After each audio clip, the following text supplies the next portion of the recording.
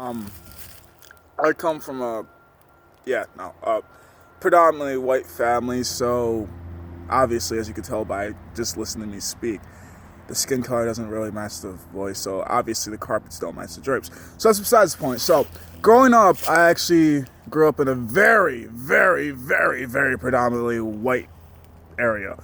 Like, I would say neighborhood, but we lived out in the boonies, so, like, we had neighbors, but at the same time, we didn't.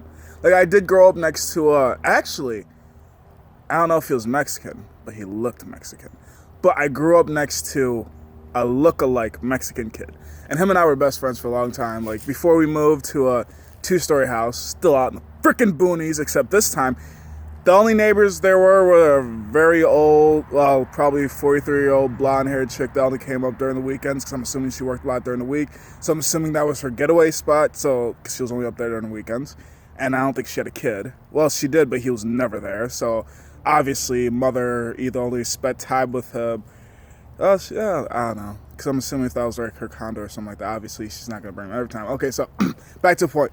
And the neighbors on the right, which were partiers and only came up during summertime, and that was like every blue moon. And we were there for like 3 or 4 years. So, yeah, now back to the story. So, I grew up in a very, very whited youth. So, it was then until I hit high school and I moved to here, Midland, but that was in middle school. But no, it was until high school I met my first black kid. God, was it scary. I am assuming it was what every stereotypical racist woman thinks about having sex with a black guy. Because stereotypically, I guess all of us are hung. I don't know. But I was actually first day of school, past orientation, crap like that. I'm unlocking my locker, some shit like that. And next thing you know, I turn around, there's this black guy taller than me, because I'm short as hell. I'm like 5'6". Like, I ain't got nothing on anybody. I never once dreamt to be an NBA star, because I was like, I'm not really that tall. Like, I was in middle school being one of the shortest ones. I'm thinking middle school, that's when you sprout up. Like, I'm still short, and I'm in high school, maybe grown an inch or two, and I'm still short as hell. I'm just like, well, I never wanted to be the next Kevin Durant or LeBron James, but now I don't have the option to. It's some bullshit. So God made me funny. So he was taller than me. I'm thinking about 5'10", 5'11". So I'm like, oh, well, hello.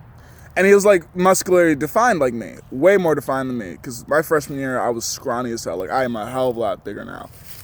Yeah, actually I am, because I was like 130. Now I'm actually 160. I'm 30 pounds fatter. Well, not really. So he was taller than me, more muscularly defined. He had dreads, stuff like that. Very nice dude, actually. But it's just like everything about him screamed, gangster, gangster, run, run. And I'm just like, he looks dangerous. I wonder what he does.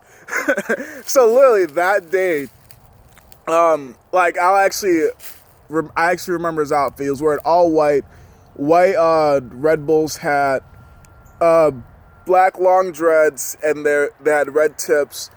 He had glasses on, big old Beats headphones, blaring music, pants were sagging, white pants, white shoes. Like, he was all white, but he was black!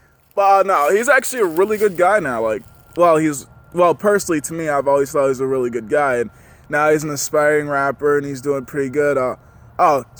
Shit, I might as well. Hey, it's a shout out to my good friend Ray Bans. He's like an older brother to me. Like, I don't really spend much time with him or talk to him much, but I always keep up with his stuff, and I'm always liking and sharing his posts, and I'm a big supporter of what he's doing, and good luck to you, man.